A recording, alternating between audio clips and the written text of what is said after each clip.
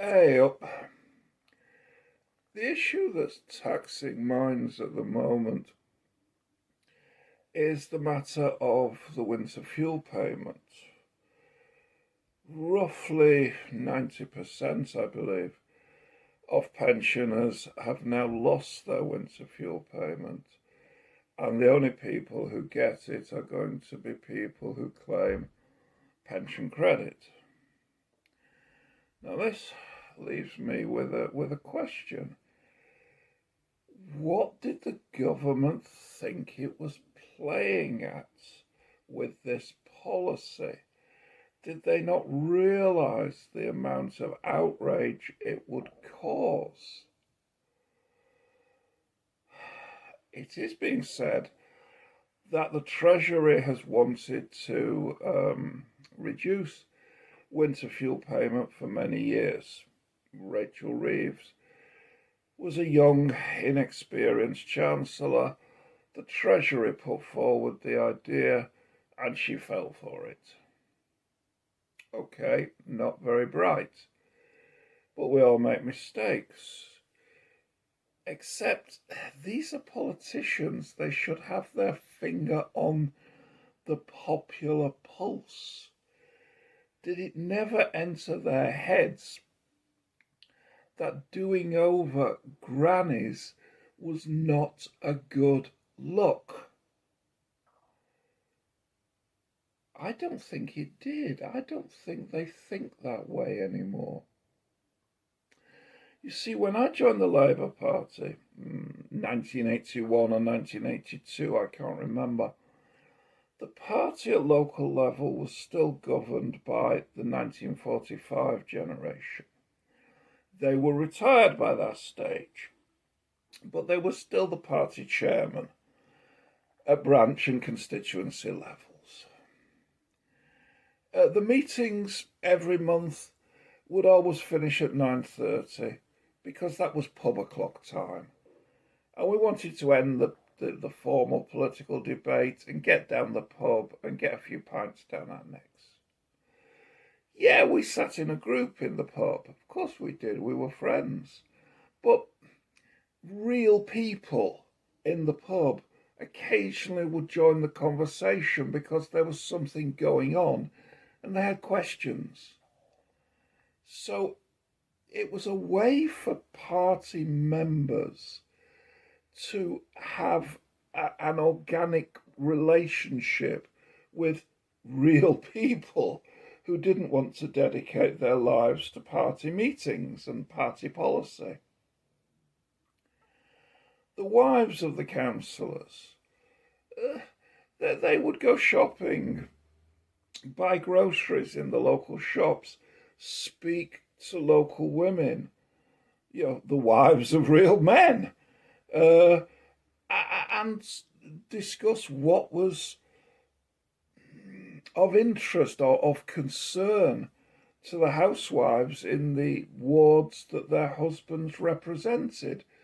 Local councillors in those days tended to live either in the ward or in a nearby neighbouring ward. Today, many local councillors live the other side of the borough, in the swish middle class areas. They come into the wards that they represent, the council estates, owner occupier estates. They come in rather almost like administrators. They hold a meeting, they hold their ward surgery, and then they go. They're not part of the community anymore. Politics, especially left-wing politics, has become a kind of middle-class hobby. And I don't think that the average Labour councillor really understood how ordinary people think, partly because they no longer have any links with ordinary people, but partly because increasingly, as I say, politics is a middle-class pastime. These people are part of what I call the polyocracy. They do local government. They have local government non-jobs. They work in the teaching trade, the social work industry. They're generic managers, either at a council or in the NHS. Frankly, they don't live where we live, and they don't think like we think. More importantly, even than that, these people don't just have well-paid non-jobs, they actually have very good pensions at the end of it. And I think they assume that everybody has a good pension, so everybody can, or almost everybody, can afford to pay for their fuel. Obviously, the poor can't, but the poor get pension credit. I think in their minds, between the poor and the privileged, like them, there is a clear dividing line.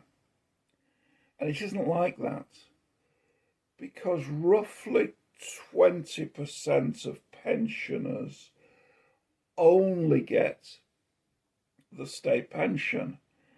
Now, if they get the full new state pension and they're not disabled, then they're not entitled to claim pension credit, because pension credit is paid for people whose pension is below £218.15p a week.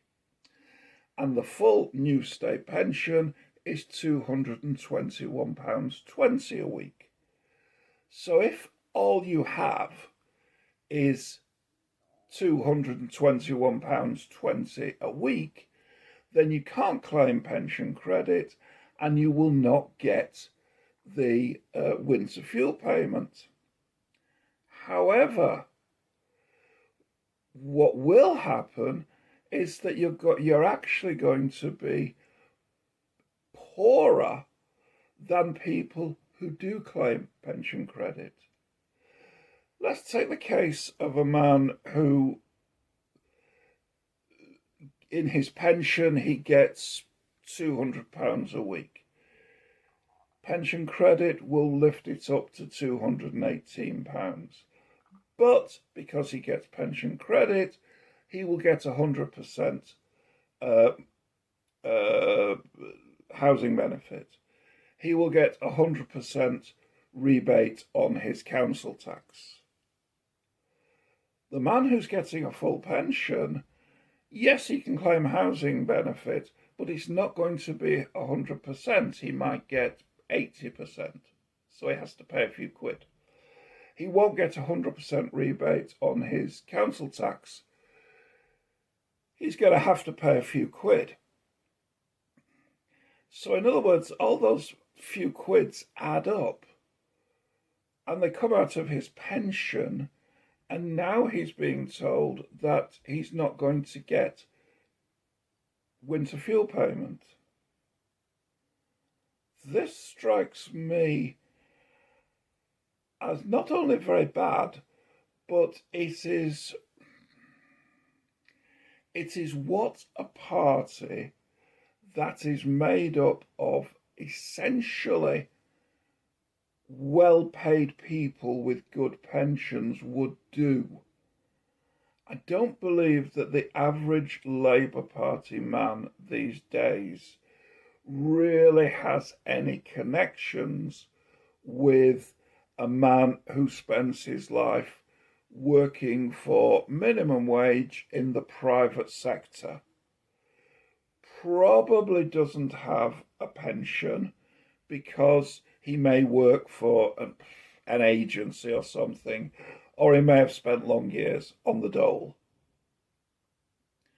So all he's got is the private pension. All he's got is the state pension, And he's actually very, very poor. And Labour has just made him even poorer and probably doesn't realise what it's done. And that, more than anything else, is the disturbing thing about this policy, that Labour doesn't realise the damage it's done to ordinary working class people.